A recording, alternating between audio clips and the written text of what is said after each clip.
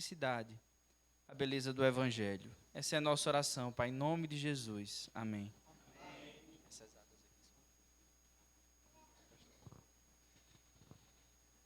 Boa noite, meus irmãos. Graça e paz do Senhor Jesus a todos. Amém. Queridos, mais uma vez uma alegria estar com uns irmãos. Hoje pela manhã nós tivemos a grata oportunidade de participarmos da EBD juntos. Eu tive a alegria de poder ensinar e guiar o ensino da EBD. E hoje à noite, meus irmãos, é com maior alegria ainda, pela ocasião do culto ao Senhor, da igreja reunida, adorando a Deus no dia do Senhor, no mandato dele, e o povo aqui reunido é algo maravilhoso.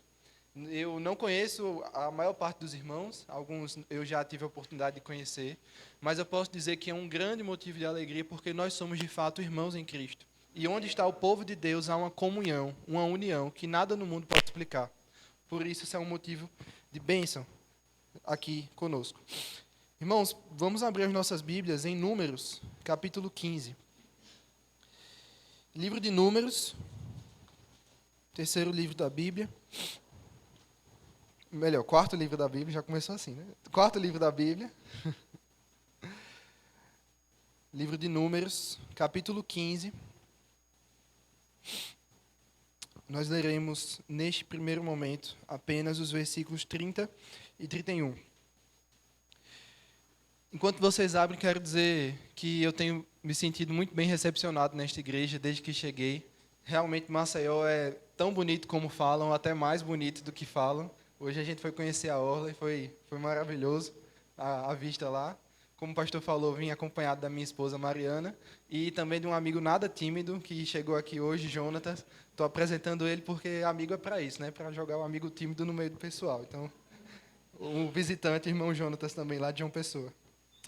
Irmãos, vamos ler a palavra de Deus que o Senhor tem a nos dizer nesta noite. E eu rogo para que o Senhor fale conosco, com todos nós, assim como Ele falou comigo, a partir dessa palavra. Números 15, versículo 30 e 31. Mas a pessoa que fizer alguma coisa atrevidamente, quer seja dos naturais, quer dos estrangeiros, injuria ao Senhor. Tal pessoa será eliminada no meio do seu povo. Pois desprezou a palavra do Senhor e violou o seu mandamento. Será eliminada essa pessoa, e a sua iniquidade será sobre ela. Vamos orar, meus irmãos, agradecendo pela palavra. Santo Deus e querido Pai, nós te louvamos, Deus. Te louvamos pela Bíblia revelada a nós. Te louvamos pela tua presença conosco. Te louvamos, Pai, por podermos cultuar a Ti, por termos liberdade, Pai, no nosso país de Te cultuar, por podermos sair da nossa casa e chegar até aqui, encontrar os nossos irmãos e dizer que estamos juntos, adorando ao Senhor. Obrigado, Pai, por esta amostra do céu aqui na terra. Por isso nós te agradecemos e pedimos que o Senhor fale conosco. Em nome de Jesus. Amém. Queridos irmãos, quem aqui nunca sentiu o peso do seu pecado após cometer um pecado deliberado contra o Senhor? Quem nunca sentiu como o Senhor estava olhando para nós, como um pai olhando para um filho que de novo caiu no mesmo pecado? Quando nós sabemos que algo é pecado, sabemos que aquilo fere e afronta ao Senhor, e nós repetidamente caímos neste pecado. Bom, certamente algo semelhante ou ainda pior foi o que o rei Davi sentiu. Você conhece a história dele. Você sabe que o rei Davi era um homem segundo o coração de Deus, um homem que foi escolhido pelo Senhor para guiar o seu povo, um homem que era ungido do Senhor, que prefigurava em alguns aspectos, em muitos aspectos, prefigurava um descendente de Davi que haveria de vir reinar sobre todo o mundo, que é o Senhor Jesus Cristo.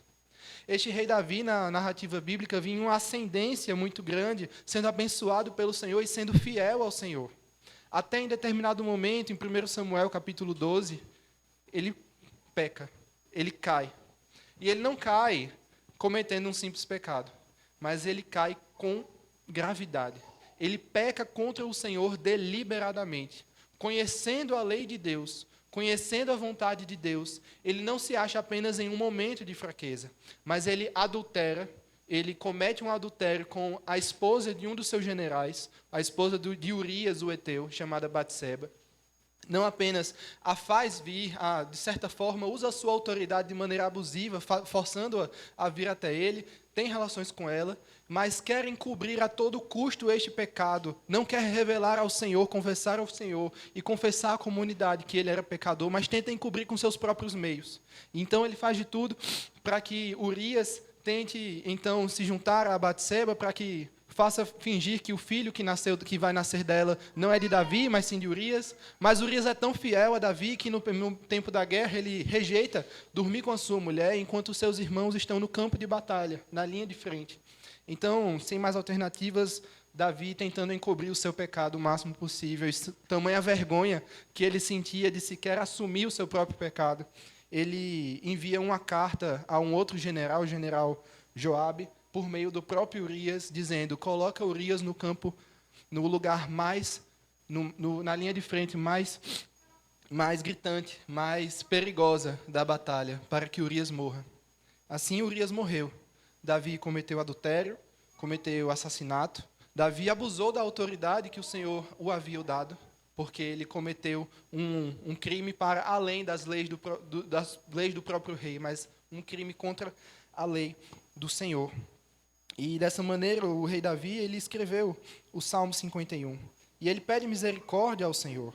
Ele pede misericórdia porque ele tem noção que ele pecou contra o Senhor com um pecado deliberado.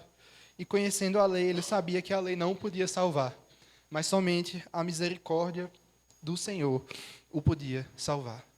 É dentro dessa lição que a história do rei Davi nos traz que nós chegamos hoje à história que está nos contada e está devidamente relatada no livro de Números, capítulo 15. Essa história também, meus irmãos, tem a ver com pecados deliberados, mas também tem a ver com a misericórdia de Deus caindo sobre o seu povo. O livro de Números, caso vocês tenham tido a mesma impressão que eu, na minha adolescência, da primeira vez que eu busquei ler a Bíblia completa, e eu disse, agora vai. Comecei em Gênesis, e aí eu fui compreendendo o livro de Gênesis, cheio de narrativas, a história do início do mundo, a história dos patriarcas, chega em Êxodo, então tem aquela grande libertação do povo de Israel, o povo que era o povo escolhido de Deus, que estava escravizado no Egito, o Senhor o liberta com mão forte, por meio do seu servo Moisés, fazendo grandes sinais e maravilhas, e aí na minha cabeça de adolescente, lendo a Bíblia pela primeira vez, chega o final de Êxodo e você começa a coçar a cabeça, né? Porque começa a descrever o tabernáculo, começa a descrever como é que vai ser a arca, como é que vai ser a adoração de Deus no meio do deserto, e você fica meio sem entender o que é que está acontecendo. Porque até o momento estava tendo histórias épicas, que estavam mostrando o início do povo de Israel. Mas agora você parece que está pegando uma ata, um relatório de coisas que o Senhor está passando para o seu povo, que parece não ter muita importância com o que eu creio hoje. Parece não ter muita ligação com aquilo que nós temos a entender hoje. Isso é a primeira impressão que nós temos, né? Então nós vamos para Levítico e parece que o buraco vai mais embaixo, porque em Levítico é descrição atrás de descrição de como devem ser feitos os sacrifícios diante de Deus para cada pecado do povo, cada tipo de pecado do povo, e cada vez que o povo pecar, o Senhor exigia um método, um tipo específico de como adorar a Deus. Deus falava ao povo como ele deveria ser adorado. E nessa mentalidade matura que eu tive, e talvez alguns irmãos possam se identificar da primeira vez que tentaram ler a Bíblia, nós chegamos em Números, logo após Levítico, e a gente ainda está um pouco para baixo, né? Porque a gente lê o livro de Números e vê, poxa, Números? Vou ler um contato aqui, vou ter contato com números do povo de Israel, e o livro já começa com o censo do povo de Israel. E por isso, inclusive, que nas nossas Bíblias, o título do livro se chama Números.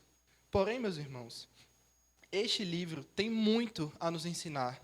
As passagens que nós achamos pelas primeiras vezes, que são talvez um pouco chatas, um pouco demoradas, são, na verdade, símbolos e mostras da graça do Senhor, de como o Senhor Deus queria ser adorado. E cada um daqueles elementos mostrados nestes livros estão nos revelando algo muito profundo do plano eterno de Deus para o seu povo.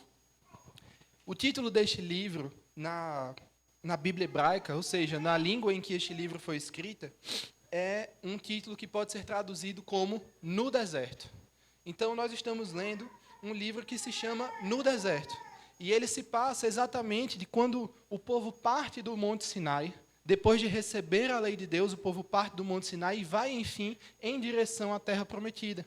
Porém, nós lemos nos capítulos anteriores que o povo de Deus, quando chega às beiras, quando chega às fronteiras da Terra Prometida, envia 12 espias, um para cada tribo de Israel. Os espias vão, vasculham a terra e voltam com um relatório. E dizem: israelitas, nós não vamos conseguir. Eu sei que Deus trouxe a gente até aqui, mas o povo é muito grande, as muralhas são muito grandes, o povo é muito mais numeroso do que nós, e não tem possibilidade nenhuma de nós, um povo no deserto, chegar lá, invadir a terra e ganhar deles, vencê-los, e ocupar a terra que o Senhor havia prometido a nós.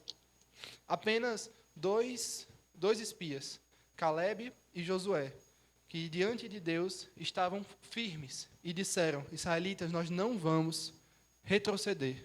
Caleb, principalmente, toma a palavra e diz: se o Senhor Deus está conosco, nós podemos conquistar a terra prometida, nós não somente conquistaremos, como faremos tudo aquilo que o Senhor nos mandou, porque Ele está conosco, é dele a batalha, e nós que iremos fazer. O povo, porém, em sua unanimidade, com exceção destes, Caleb e Josué, se rebelaram contra o Senhor. O povo olhou para Deus e disse: por que o Senhor trouxe-nos até aqui, até este deserto, para sofrer no deserto? E nós sabemos, pelo relato bíblico, que o Senhor havia cuidado deles todos os dias. De dia, lançado uma nuvem para que o sol não os molestasse, à noite, com uma coluna de fogo para os aquecer e dar iluminação. O Senhor todos os dias fazia cair o maná do céu para que eles tivessem alimento, mandava codornizes para que eles tivessem carne para comer. Mas ainda assim o povo reclamava e reclamava contra Deus. O povo tinha no coração uma rebelião contra Deus. E o livro de Números basicamente é sobre isso. É como, no deserto, o povo de Deus se rebelou contra Deus. Nós lemos então que, após essa rebelião do povo, ao ouvir o relato dos espias, o Senhor diz: nenhum de vocês entrará na minha terra. Nenhum de vocês entrará na terra prometida. O Senhor Deus, ele age com juízo sobre aquele povo, e nós podemos interpretar o Antigo Testamento à luz do Novo Testamento. Quando lá em Hebreus, o autor desta carta aos Hebreus, à luz da revelação de Jesus Cristo, diz que aqueles que foram mortos no deserto eram dos que não criam, eram dos rebeldes, dos incrédulos, que o Senhor deixou matar, esperou matar, que o Senhor eliminou do seu povo, a fim de que destes viesse um remanescente, a fim de que destes viesse uma nova geração que adorasse ao Senhor e que fosse usada pelo Senhor para cumprir o seu propósito. É depois, meus irmãos, dessa grande rebelião e do juízo de Deus já começando a agir no meio do povo, eliminando aquela geração antiga, e então uma nova geração sendo reposta do meio daquele deserto, durante 39 anos que se passam dentro aqui do livro de Números, já tendo passado um no Monte Sinai, que nós nos encontramos então no capítulo 15. Chegados aqui no capítulo 15, nós estamos com o povo de Israel e nós, leitores, estamos com esta impressão: o povo de Deus se rebelou contra o Senhor, o Senhor está irado com o seu povo, e agora, o que nós iremos fazer, o que o povo de Israel vai fazer? Deus vai deixar matar, sim, toda esta geração, e o que será de nós? Então o capítulo 15 começa. E o capítulo 15, no versículo 1, diz o seguinte: disse o Senhor a Moisés: fala aos filhos de Israel e dize-lhes: quando entrardes na terra das vossas habitações, que eu vos hei de dar. E peraí. O Senhor não acabou de falar que ia matar toda aquela geração? Que aquela geração que se rebelou contra o Senhor era maldita, porque não creu nas promessas do Senhor? Deus agora está restabelecendo a esperança do povo de Israel. Que apesar da rebelião do seu povo, ele não se esqueceu das promessas que ele havia feito a Abraão, Isaque e Jacó. Das promessas de que por meio da descendência de Abraão, viria um descendente que haveria de abençoar todas as famílias da terra. o Senhor olha para o pecado, para a afronta direta do povo de Israel e diz: ainda assim eu os amo. Ainda assim eu quero o bem deste povo que me trata mal. E eu quero levá-los para a terra prometida. Eu quero fazê-los florescer e multiplicar para trazer este descendente, o Salvador de todo o mundo. É então que o versículo 15 volta com leis o capítulo 15 volta com leis a respeito de ofertas, demonstrando ainda como o povo deveria ofertar quando chegasse na terra prometida. E dessa maneira, meus irmãos, nós chegamos no versículo 22, que agora sim é o momento, a passagem, o momento em que eu gostaria de expor com mais detalhes os irmãos a palavra de Deus. E nós hoje meditaremos, diante de tudo isso, no seguinte tema: da rebeldia à santidade diante de Deus. Nós meditaremos no tema da rebeldia à santidade diante de Deus. Ou seja, como o Senhor nos leva a abandonar a rebeldia e nos tornarmos santos diante dele.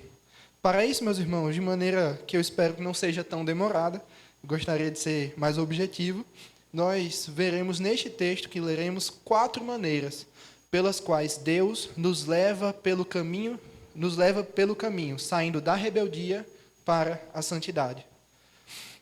A primeira maneira, meus irmãos, que o Senhor nos leva da rebeldia à santidade é quando Ele nos ensina pacientemente os seus mandamentos.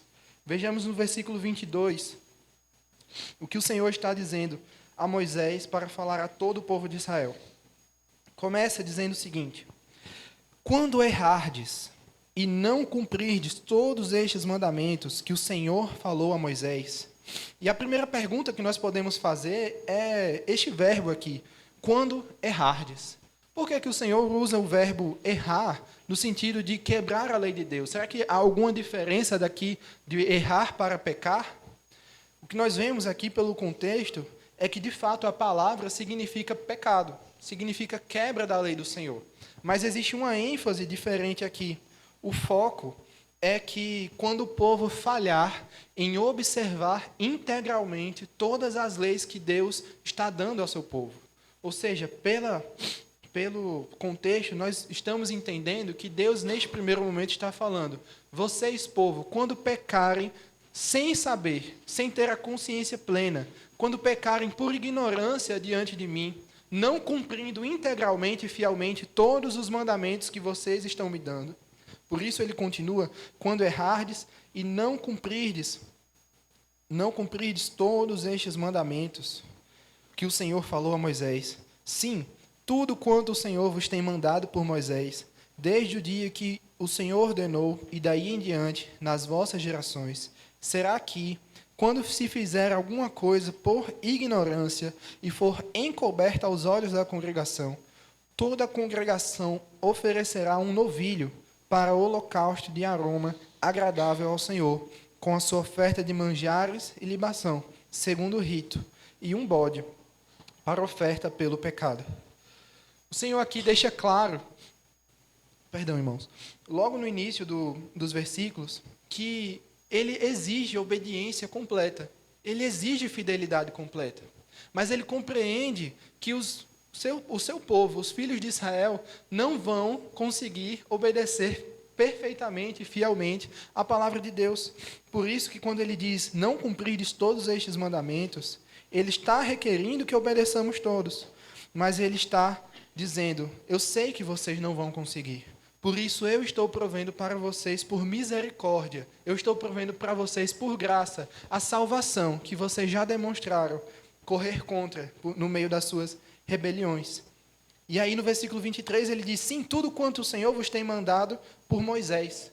Ou seja, o Senhor delimita.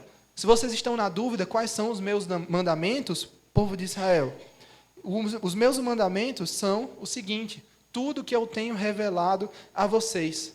Ou seja, fazer o que Deus disse não fazer é pecado. E não fazer o que Deus disse fazer também é pecado. Apenas isso, tão somente isso, nós podemos compreender na Bíblia. Pecado é o que Deus diz que é pecado. Nada além disso e nada menos disso.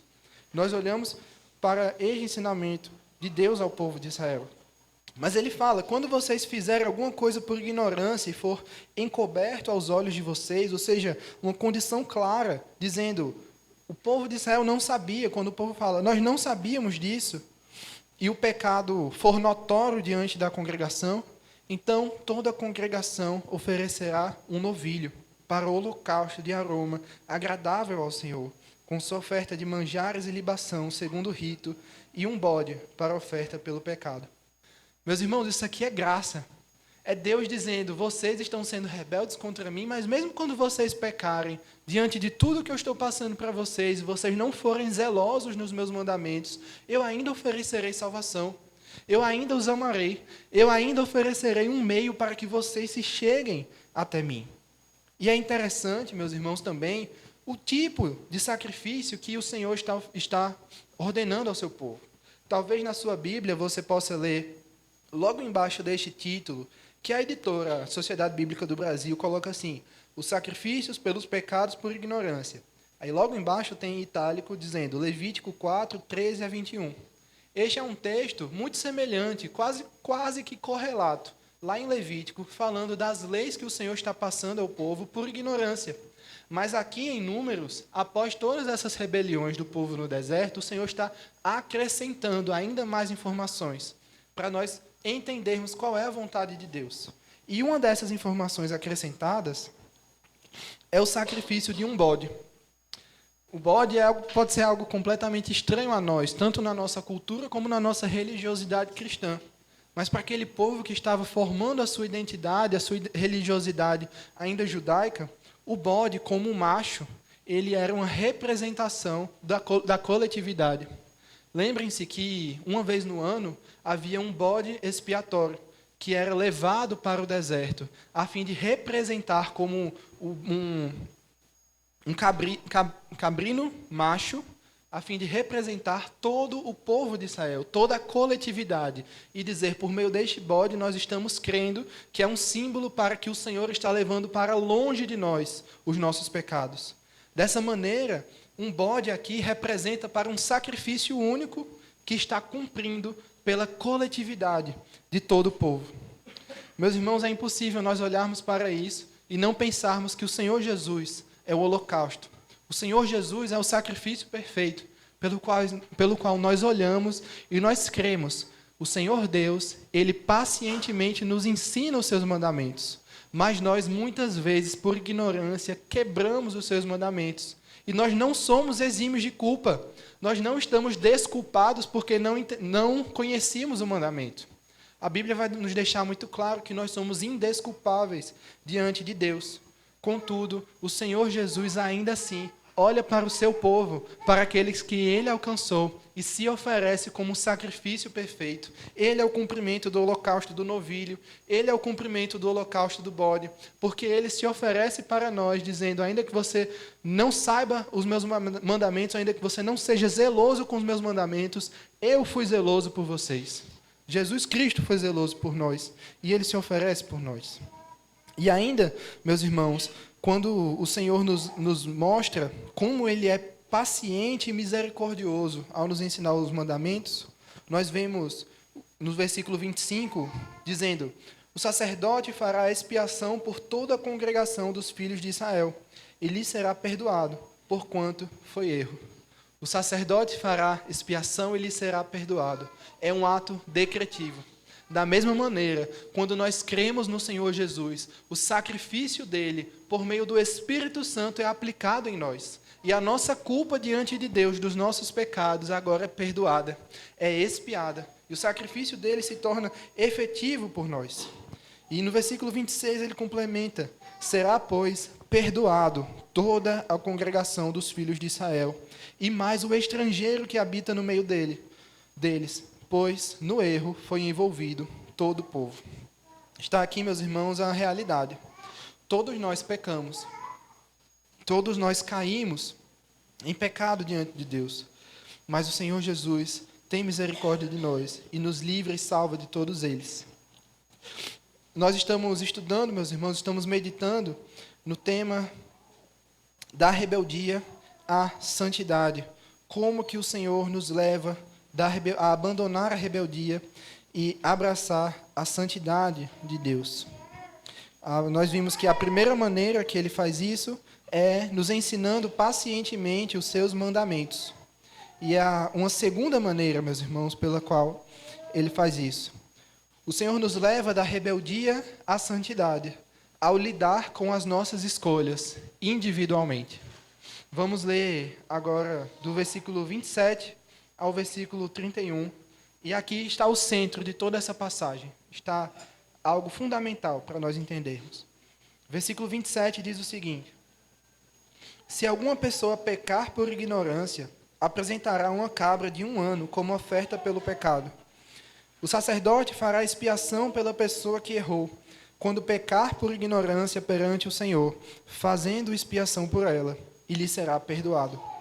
Para o natural dos filhos de Israel e para o estrangeiro que no meio deles habita, tereis a mesma lei, para aquele que isso fizer por ignorância. Aqui nesta primeira parte do parágrafo que nós estamos analisando, nós estamos vendo o Senhor lida não apenas com o povo, o Senhor lida não apenas com a igreja, não apenas com o Israel de Deus, todos que foram alcançados, mas o Senhor, Ele olha para cada um de nós individualmente. Ele tem noção de quem nós somos individualmente. A salvação não é apenas coletiva, também é, mas ela é individual. Ele olha para nós e Ele nos pede contas. Ele presta contas de tudo aquilo que nós fizemos. E mais uma vez, a mesma aplicação que foi dada ao coletivo, de que não é porque nós não sabíamos, não tínhamos conhecimento, não compreendemos o mandamento, que nós somos desculpados. A mesma aplicação lá é a mesma daqui. E nós percebemos isso de maneira muito interessante também na forma do holocausto, na forma do sacrifício por esse pecado. Porque se uma pessoa pecar por ignorância, diferente de todo o povo pecando por ignorância, não é mais um bode que é oferecido, mas uma cabra. E o simbolismo, a representação é simples, de que o macho é o representante geral, ou seja, é o representante de toda a humanidade. A cabra, agora a fêmea, é uma aplicação direta à pessoa. É um método de santificação e de expiação, de perdão de pecados àquela pessoa. Então diz, o sacerdote fará expiação pela pessoa que errou, quando pecar por ignorância perante o Senhor, fazendo expiação por ela, e lhe será perdoado. Até aqui, meus irmãos, nós vemos de maneira muito clara que Deus é misericordioso, que Deus é gracioso, que Deus é paciente conosco, que Deus olha para os nossos pecados sendo cometidos de novo, e Deus tem paciência. Deus diz, calma, eu ofereço a salvação, eu ofereço misericórdia. Mas o texto, meus irmãos, ele nos revela ainda outro aspecto dentro deste nosso segunda maneira de que Deus nos leva da rebeldia à santidade. Quando Deus lida conosco e com as nossas escolhas individualmente, Ele considera também o que a Bíblia vai chamar de pecado por atrevimento. E que neste momento eu vou chamar também como um sinônimo de pecado por rebelião. Veja o versículo 30 que nós lemos no início. Mas a pessoa que fizer alguma coisa atrevidamente, seja dos naturais, quer dos estrangeiros, injuria ao Senhor. Tal pessoa será eliminada do meio do povo. Aqui, meus irmãos, a coisa começa a ficar mais séria. Porque, convenhamos, até o momento nós estávamos falando de pecados por ignorância. E no fundo, a gente acha que pecado por ignorância, Deus não deveria nem cobrar da gente, né? Afinal, a gente não sabia. A Bíblia fala que não, a Bíblia fala que nós somos indesculpáveis, mas a impressão que dá para nós é essa: a gente não sabia que deveria cumprir este mandamento, esta lei diante de Deus. Mas Deus ainda assim oferece misericórdia e paciência conosco. Mas aqui, no versículo 30, o Senhor ele nos dá uma outra categoria de pecado, uma categoria diferente, e nos diz, quando alguém fizer alguma coisa atrevidamente. A palavra usada aqui é literalmente. Literalmente diz o seguinte: quando alguém agir contra o Senhor com a mão estendida. Agir com a mão estendida é declarar rebelião contra Deus. Agir com a mão estendida é declarar: tu não és Deus, eu sou. Tu não sabes o que é melhor para mim, mas eu sei o que é melhor para mim. Agir contra a mão estendida é dizer, eu sei quem você é. Eu estou apontando para você e eu estou dizendo, você não presta para a minha vida. Eu sou um melhor Deus para a minha vida do que tu és o melhor Deus para mim. Isto é o pecado com a mão estendida. Isto é o pecado atrevidamente, que é o versículo 30 está falando. E, meus irmãos, a palavra é muito clara aqui. Nós não precisamos passar por muitos textos da Bíblia para que nós compreendamos. Quem faz isso injuria ao Senhor. Quem faz isso tem a ira de Deus sobre ele. Nós podemos nos perguntar se Deus é amor, como ele pode ser um Deus irado contra o pecado? Ora, mas é exatamente porque Deus é amor que ele é irado contra o pecado. Porque amor não é amar todas as coisas de maneira indefinida. Amor é amar o bem, amar aquilo que é bom, aquilo que é justo, aquilo que é puro. E Deus é puro, Deus é santo, Deus é amor. E por causa disso, ele odeia a maldade.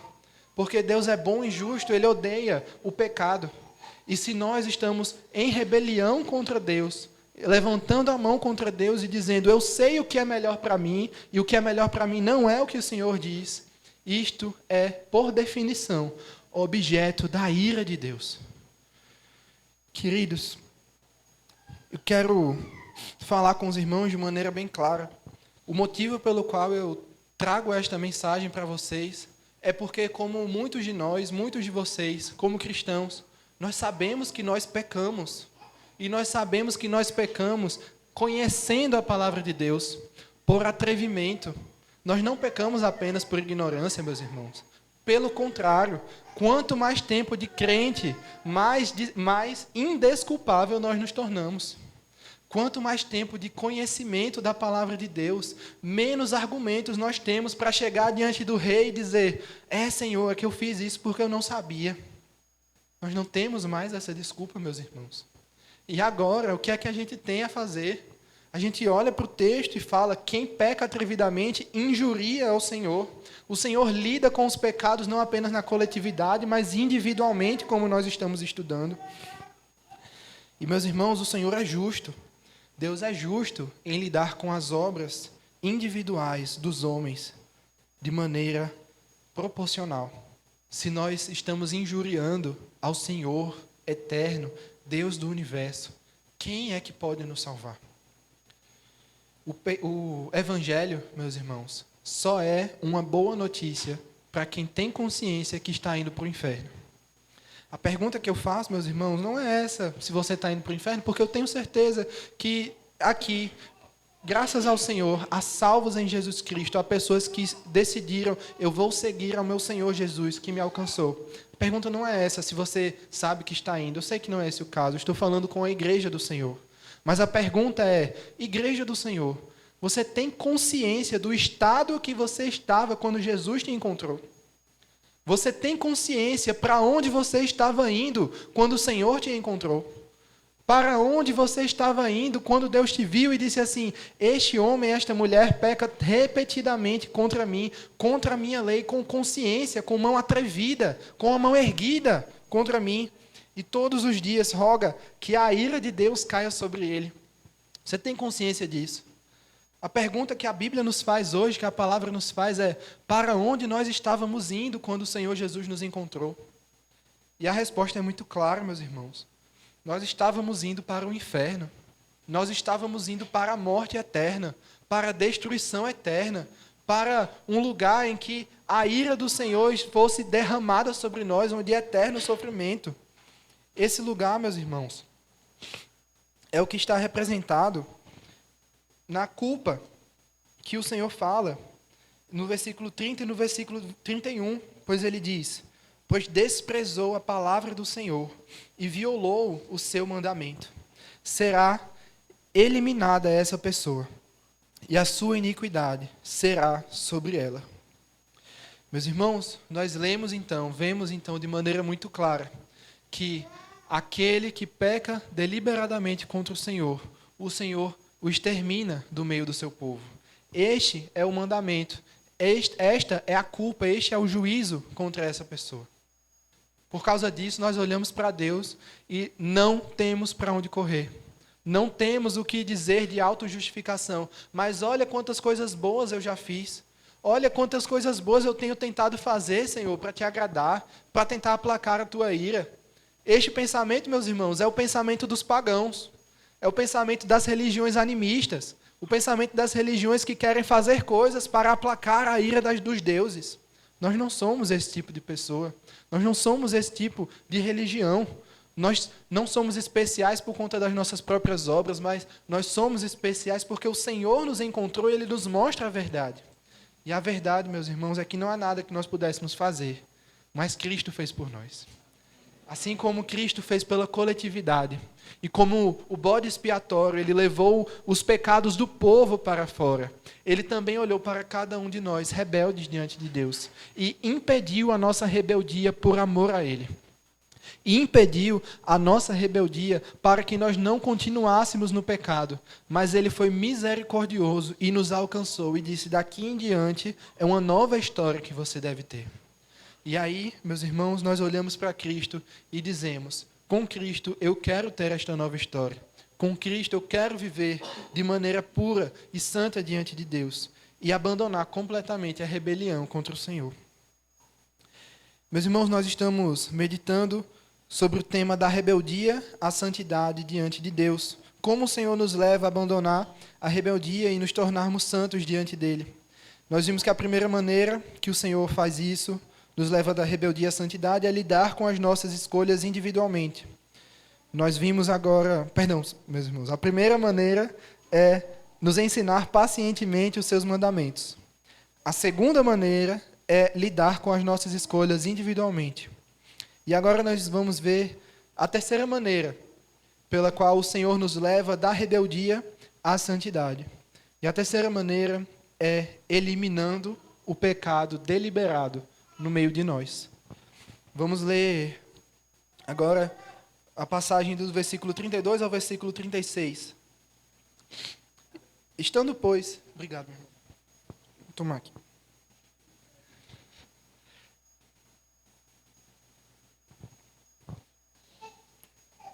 Versículo 32. Estando, pois, os filhos de Israel no deserto, acharam um homem apanhando lenha no dia de sábado. Os que o acharam apanhando lenha, o trouxeram a Moisés e a Arão, e a toda a congregação. Meteram-no em guarda, porquanto ainda não estava declarado o que se lhe devia fazer. Meus irmãos, vamos lembrar um pouco do contexto que nós falamos no início deste sermão?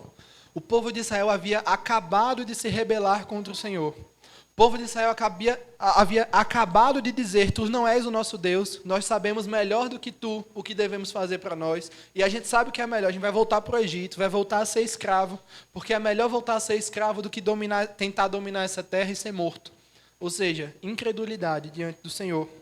E ainda com a demonstração de juízo contra essa geração, e ainda com a demonstração de misericórdia, dizendo que a próxima geração entraria na terra prometida, existe um homem que faz algo bastante representativo no meio disso tudo.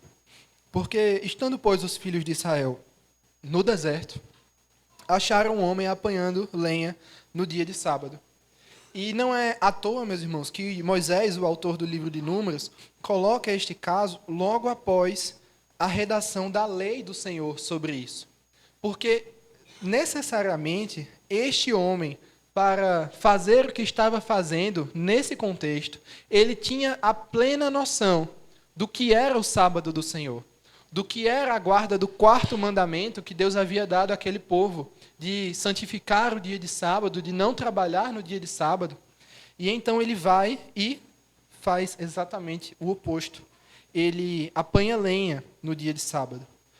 Dessa maneira, o povo sabia qual era tinha noção de qual devia ser a pena para alguém que fazia isso deliberadamente, porque nos versículos anteriores nós acabamos de ver. Mas o povo ainda não sabia o meio pelo qual devia se fazer isso e não sabia de certeza absoluta ainda se aquele homem realmente, diante de Deus, havia feito isso com a mão atrevida, com a mão erguida ou por ignorância. E por isso o Senhor vem no versículo 35 e responde. Então disse o Senhor a Moisés, tal homem será morto. Toda a congregação o apedrejará fora do arraial. Levou-o, pois, toda a congregação para fora do arraial, e o apedrejaram, e ele morreu, como o Senhor ordenara a Moisés. Meus irmãos, o Senhor nos leva da rebeldia à santidade, ao eliminar o pecado deliberado no meio de nós. Quando nós lemos que os filhos de Israel estavam no deserto, nós podemos fazer uma aplicação para nós e compreender que no deserto, como um caminho para a terra prometida, tem um pouco a ver com a peregrinação que nós fazemos neste mundo rumo a Sião Celestial. E neste caminho existe uma igreja visível. Mas nem todos que estão na igreja visível são de fato parte do povo de Deus, escolhido, e que nós não sabemos de maneira absoluta, todos que estão sendo parte desse povo. Nós vemos que este pecado deliberado, que antes foi dado na teoria, na lei, e agora é dado na prática, é um pecado que é muito bem explicado no Novo Testamento. E para isso nós vamos ler uma passagem e fazer algumas explicações sobre elas. E eu quero que os irmãos possam abrir em Lucas, capítulo 12.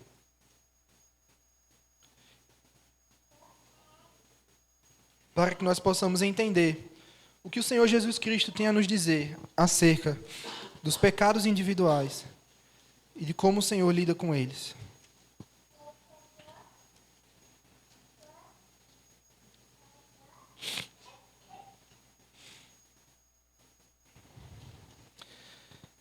Lucas capítulo 12.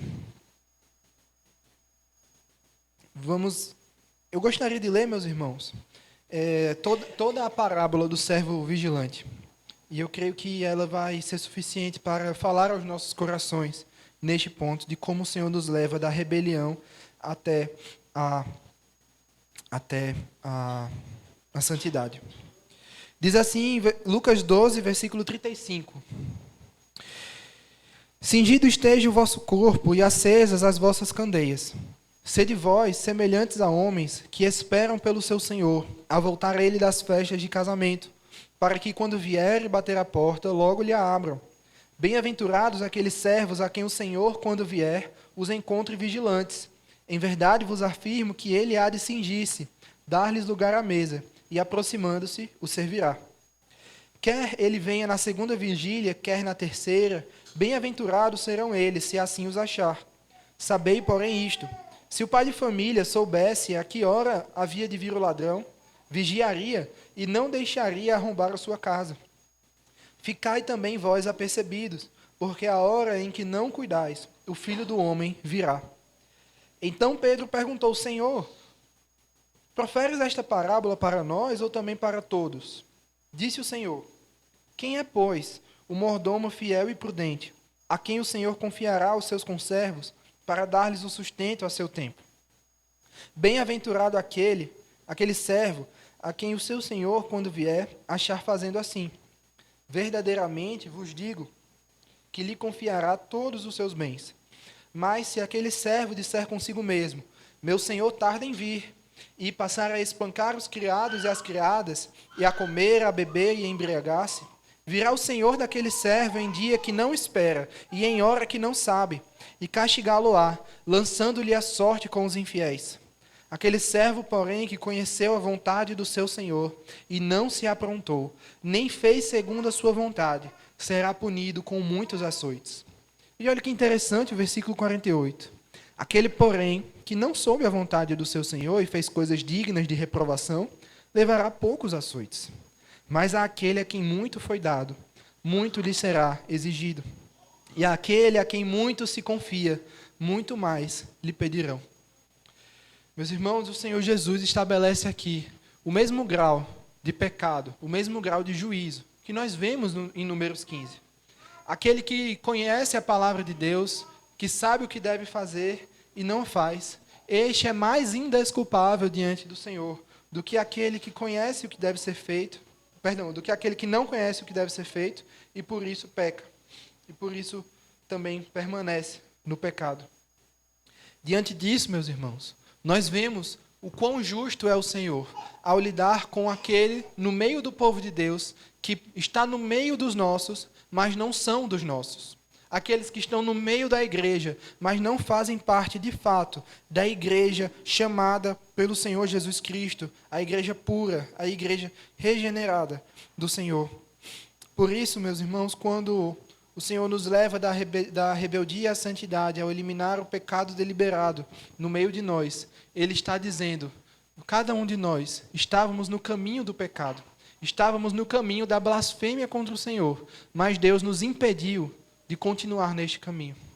Este pecado, meus irmãos, que está sendo descrito na violação do sábado, é um pecado prático, de maneira externa, o que estava acontecendo no interior deste que foi morto. O pecado que está acontecendo aqui, atrevidamente, com a mão erguida contra o Senhor, creio eu, meus irmãos, não seja outro, senão a blasfêmia contra o Espírito Santo. Nós muitas vezes nos perguntamos, será que eu já blasfemei contra o Espírito Santo? Será que eu já falei alguma bobagem relacionada ao Espírito Santo e por isso eu perdi a minha salvação? O que a palavra de Deus vai nos ensinar sobre o que é este pecado, de maneira tão triste e tão pesada, é que o pecado da blasfêmia contra o Espírito Santo é o que está sendo dito aqui. É a rebeldia constante, de novo, e de novo, e de novo, rejeitando o Evangelho de Deus e atribuindo as ações de Cristo, as ações de Deus, a Satanás.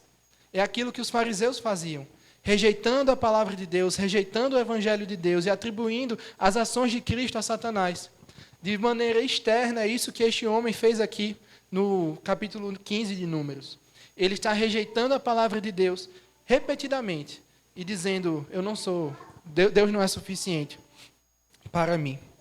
Por isso, nós não nos preocupamos mais se nós vamos blasfemar contra o Espírito Santo, porque nós temos a certeza que nós estávamos nesse caminho, mas o Senhor nos livrou.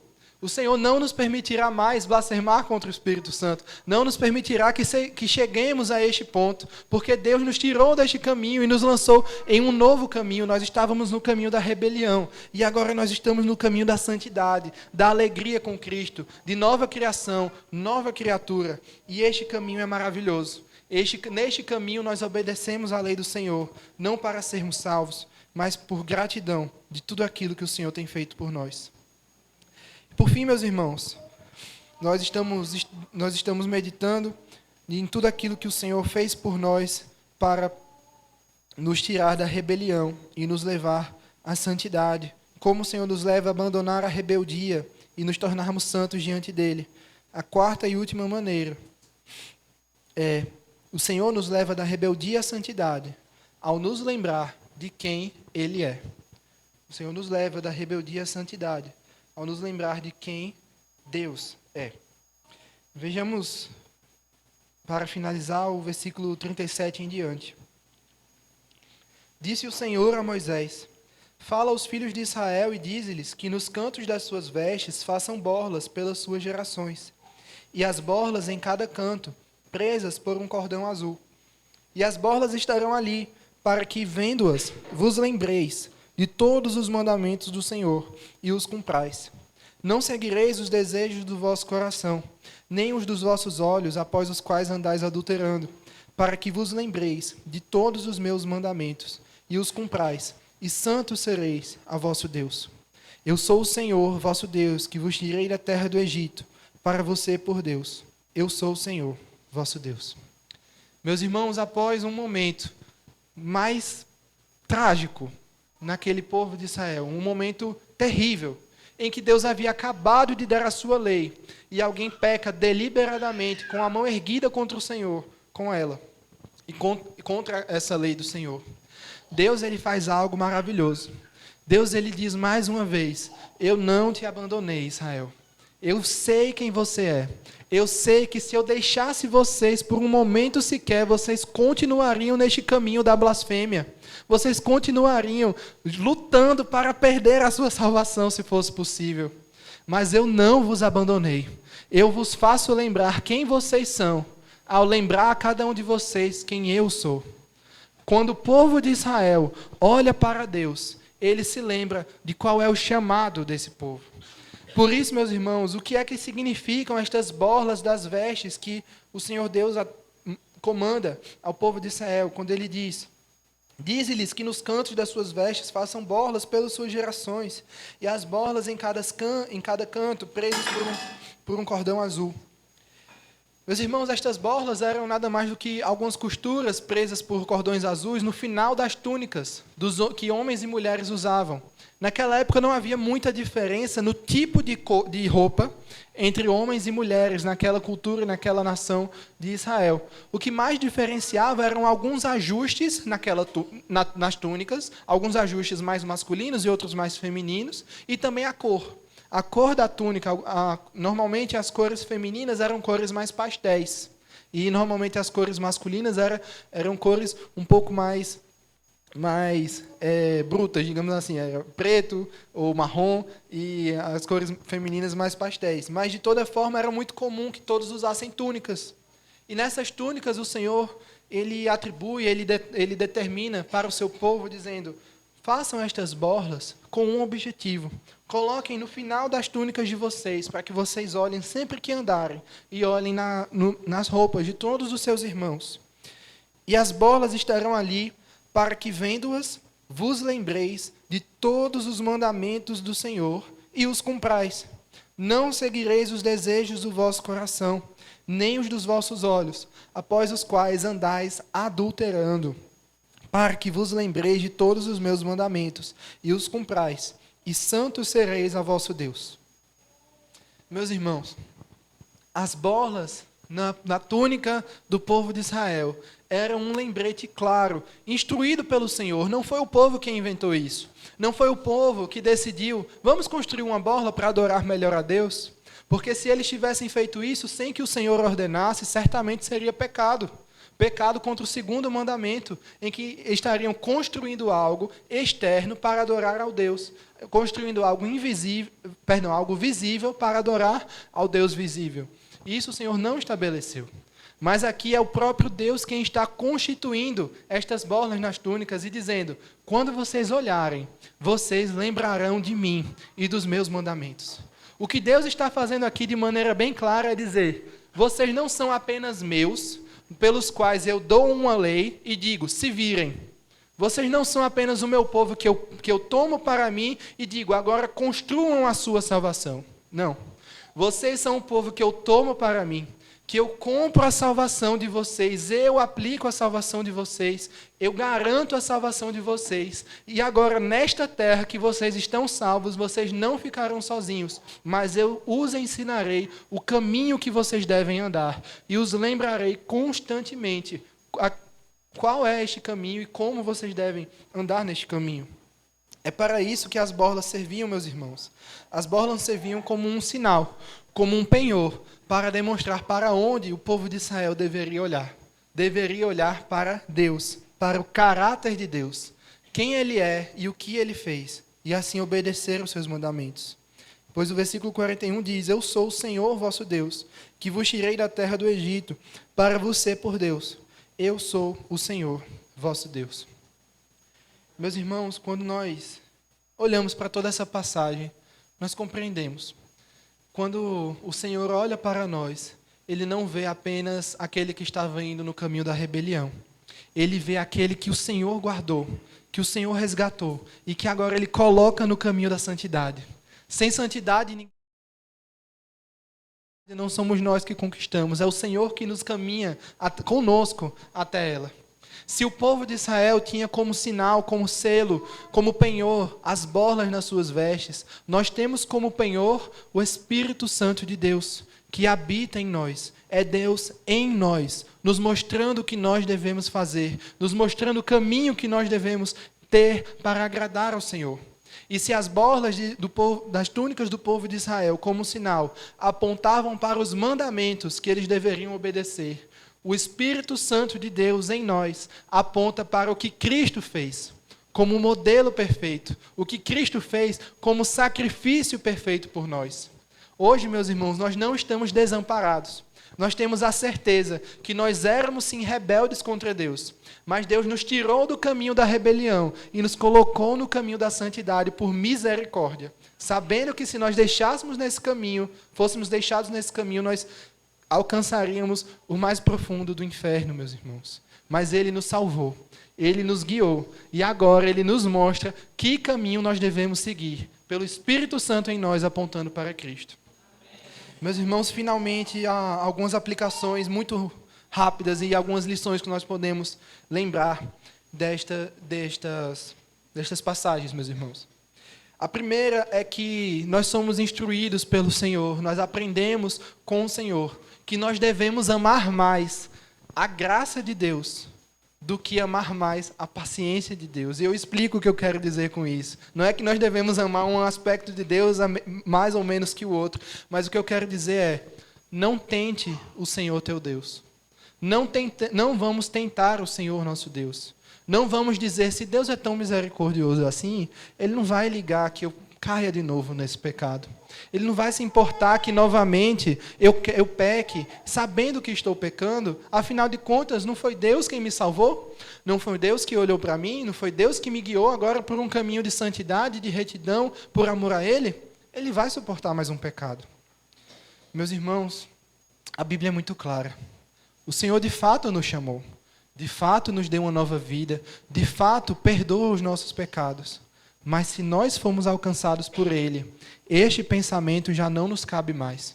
Se nós fomos alcançados por Ele, Ele nos dá em nosso coração, pelo Espírito Santo, um amor ao Senhor tão maravilhoso, um amor a Deus tão acima de todas as coisas, que o nosso próprio prazer, a nossa própria vontade e a nossa própria rebelião são completamente afastadas, são completamente deixadas de lado, porque nós amamos ao Senhor e não vamos testar a paciência de Deus, não vamos tentar ao nosso Pai Celestial, mas como bons filhos nós vamos dizer, eis-me aqui, Senhor, eu quero ser teu, eu quero viver os prazeres de ser teu filho, eu quero viver os prazeres de obedecer a tua lei, os prazeres de fazer parte do teu corpo, da tua comunhão.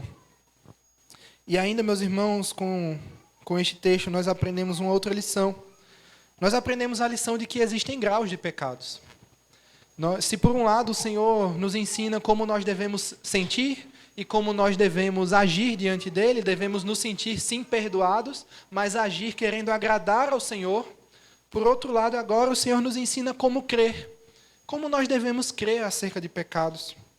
Meus irmãos, este texto nos mostra que há sim graus de pecados. Nós, muitas vezes, falamos um ditado sozinho e, às vezes, sozinho ele pode dar um sentido errado do que a palavra de Deus fala, que é, não existe nem pecadinho, nem pecadão. Talvez, se a gente falar isso em algumas situações, a intenção até é boa.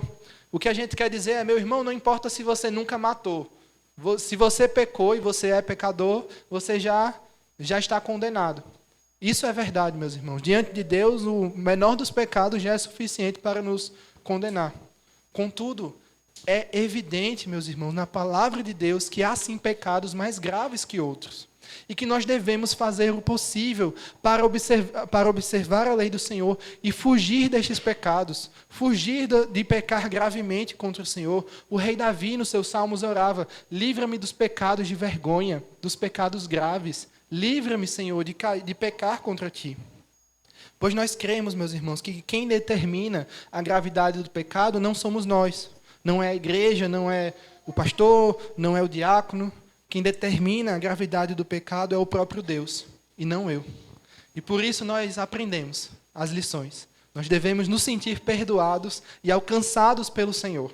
E porque nós somos perdoados, nós devemos já agir com gratidão diante de Deus. Devemos agir obedecendo ao Senhor com alegria, porque Ele nos tirou do caminho de rebelião e nos botou na santidade.